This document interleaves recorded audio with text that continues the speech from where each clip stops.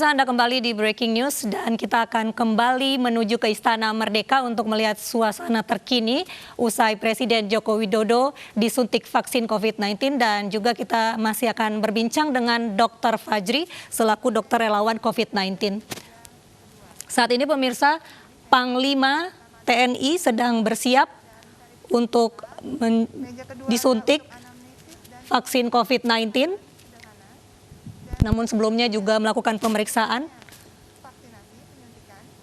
Dan meja keempat adalah meja untuk menanti monitoring dan juga pemberian dokumen vaksin. Pemeriksaan kesehatan terkait juga dengan suhu tubuh dan juga ukuran tensi.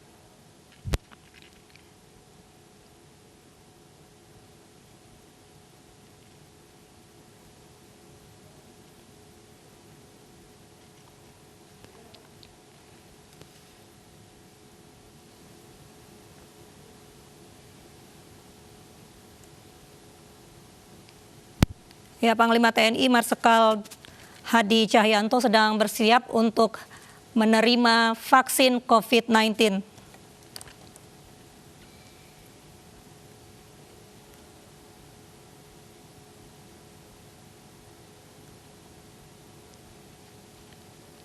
Sebelumnya juga sesudah Presiden Joko Widodo tadi juga Menteri Kesehatan dan juga Ketua Umum Ikatan Dokter Indonesia menjalani suntik vaksin COVID-19. Ya, kita juga berbincang kembali dengan Dr. Fajri. Dr. Fajri, ini kondisi dari pasien sendiri jika ternyata saat pemeriksaan kesehatan tidak begitu sehat, apakah tetap divaksin atau menunggu hari lain sampai kesehatannya terjaga? Misalnya nggak enak badan atau lagi sakit, pilek, pusing, atau apapun gejalanya. Demam gitu. Nah, dokternya akan memutuskan, kemungkinan besar akan ditunggu. Ya, ditunda maksudnya. Oh, akan ditunda. Ya. Lalu sesudah vaksin apa yang biasanya harus dilakukan? 30 menit itu ditunggu dulu protapnya. Jadi ditunggu dulu nih, takut ada kejadian ikutan pasca imunisasi yang cepat. Misalnya shock anafilaktik, yang tadi alergi berat gitu.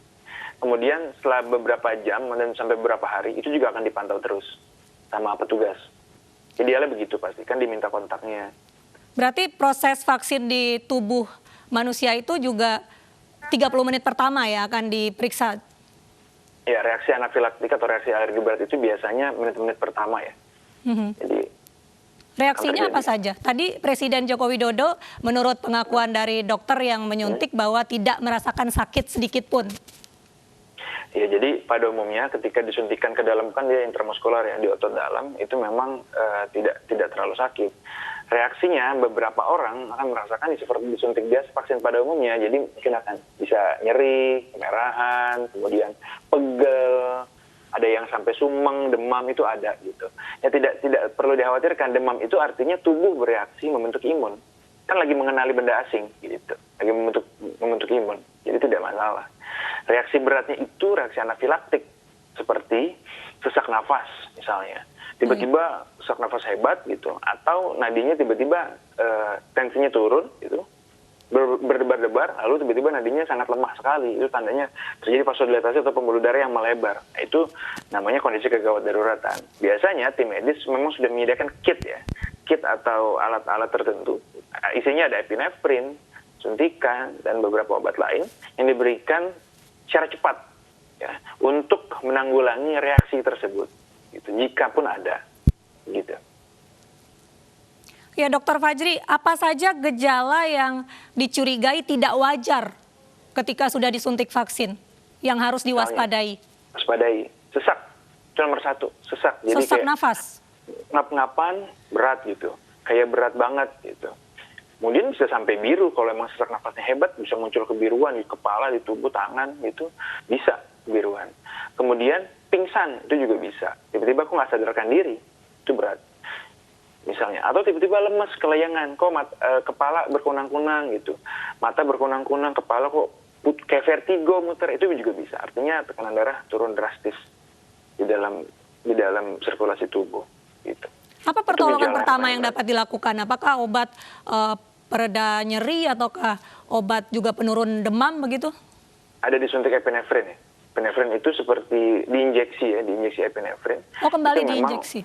iya, ada obat penangkalnya gitu untuk kembali meningkatkan lagi tuh tekanan darah di tubuh dan membuat saluran pernafasan membuka lagi. Itu ada obatnya disuntik. Itu ada kitnya, pasti harus disediakan itu di dekat vaksin. Di samping orang yang melakukan vaksinasi, itu wajib ada. Kalau nggak ada itu nggak boleh dimulai vaksinasi. Itu Berarti harus lengkap ya? Betul, harus lengkap, dipastikan lengkap. Ya Dokter Fajri, kalau kembali ke masalah komorbid itu sempat terpotong tadi mengenai penyakit-penyakit yang sebaiknya tidak usah divaksinasi, bagaimana? Jadi sebenarnya bukan tidak boleh.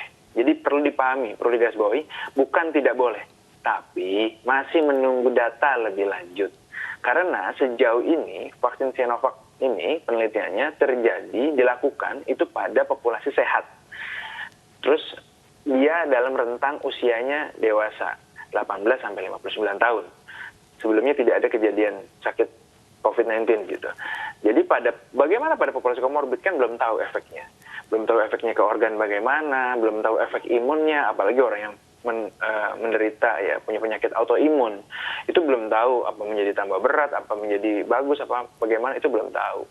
Pada orang dengan HIV, terutama CD4 ya di bawah 200, itu juga menjadi tanda tanya gitu. Kita belum bisa menyuntikkan pada populasi seperti itu. Gitu.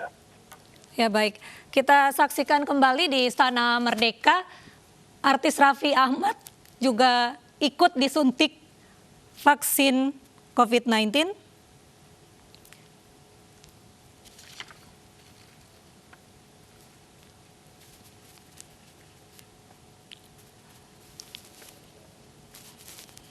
Kepada mereka yang berusia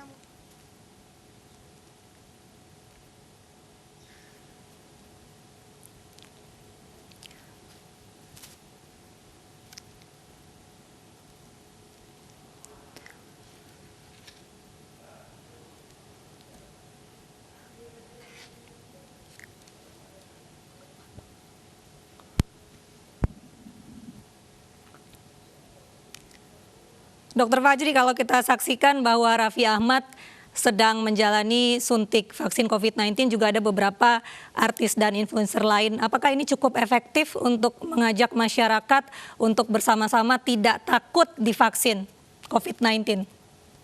Bagaimana menurut tanggapan Dokter Fajri? Ya, saya mendukung, saya mengapresiasi bahwa beliau bersedia untuk divaksin pertama kali.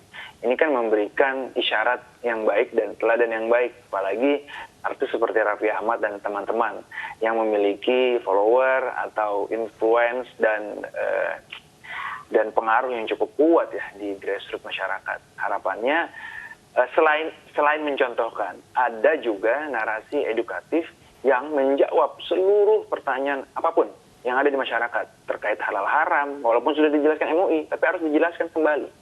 Mungkin disampaikan oleh Menteri Kesehatan secara dalam statement yang clear dan resmi, apa bahan dari vaksin tersebut, apa efek-efek dari bahan tersebut, bagaimana safety-nya yang seperti tadi kita diskusikan. Itu harus disampaikan lagi. Dan juga dibuka sesi tanya jawab secara dua arah supaya pertanyaan yang masih ada di benak masyarakat itu harus disampaikan dan terjawab gitu. Dan harus diulang-ulang karena masyarakat kan beragam ya karakternya seperti apa gitu menurut saya. Harapan Dr. Fajri sendiri dengan adanya ikut keterlibatan banyak orang-orang yang punya banyak pengikut begitu, bagaimana? Harapannya adalah satu, betul bahwa kita memberikan pemahaman bahwa vaksinasi itu penting. Tidak hanya menjaga diri sendiri. Jadi vaksin itu yang harus dipahami, wah 65% nih, gimana nih, kan ada yang 90%, bukan begitu. Vaksin ini menjaga orang lain juga di sekitar kita, yang terbentuk kekebalan atau herd immunity-nya. Misalnya 70% populasi ini disuntik, ya udah, itu harus terbentuk tuh kekebalan komunal itu. Itu yang harus dipastikan. Bahwa ketika saya misalnya sudah disuntik vaksin, saya juga melindungi anak istri saya di rumah, atau saya melindungi ibu bapak saya di rumah gitu. Itu konsep itu yang harus dipahami oleh masyarakat. Konsep herd immunity ini, konsep kekebalan komunal ini gitu. Jadi ini harus dipahami betul, gitu. Dan habis divaksin pun juga harus tetap melakukan protokol kesehatan sampai betul-betul herd immunity itu terbentuk dan angka betul-betul turun. Sampai belum ada himbauan tersebut, himbauan tentang angka menurun, pandemi selesai, protokol kesehatan, terutama memakai masker, menghindari kerumunan, ya, itu wajib dilakukan. WHO pun juga menyampaikan seperti itu kemarin. Kayaknya nih WHO bilang bahwa kayaknya sih 2021 belum selesai nih, terbentuk nih herd immunity-nya nih, kemungkinan gitu. Jadi protokol kesehatan selama tahun ini pun juga masih wajib untuk dilakukan. Gitu. Ya, Dr. Fajri, sesudah divaksin biasanya ada pemikiran-pemikiran mungkin bagi sebagian orang bahwa ya saya sudah selamat dari COVID-19. Itu kan hal yang salah. Selain protokol kesehatan, apa saja yang perlu diwaspadai dan juga terus diterapkan sesudah divaksin? Gaya hidup sehat. Jadi gaya hidup sehat itu tetap nomor 1. Apa sih gaya hidup sehat? Tetap makan, minum yang bergizi. Gizi seimbang. Gizinya seimbang ya, karbonnya, proteinnya, kemudian lemaknya itu harus cukup seimbang ya. Ada proporsi-proporsi tertentu yang harus diikuti. Kemudian tetap harus tidur cukup. Jangan begadang, jangan terlalu banyak main gawai gitu ya sehingga jadi larut. Karena kan sekarang eranya WFH nih, terlalu banyak blue light juga berbahaya. Kemudian yang ketiga, olahraga yang cukup. Minimal 1 minggu itu sebenarnya idealnya 150 menit. Itu idealnya begitu. Kalau mau berjemur boleh, ya. Berjemur boleh untuk memperbaiki vitamin D dan kalsium di dalam tubuh kita 15 menit aja lah. Dari jam 9, jam 10 gitu, 9-an boleh. Gitu. Itu sih yang penting. Dan kelola stres itu penting banget. Di era pandemi ini banyak sekali orang mengalami gangguan mental, baik minor maupun mayor. Mental minor tuh misalnya stres, terus anxiety. Stres bisa jadi pemicu ya, Dok? Itu bisa menjadi pemicu memang. Jadi itu harus dipikirkan juga. Jadi harus mencari peer group ya di sekitar kita gitu, cari teman, berbicara, konsultasi sama dokter kalau misalnya bingung dan takut. Gitu. Jangan baca informasi yang menakutkan dan tidak berimbang, itu justru akan membuat jadi kontraproduktif. Baik, Dr. Fajri, kita akan lanjutkan perbincangan kita sesaat lagi usai jeda berikut. Tetaplah di Breaking News.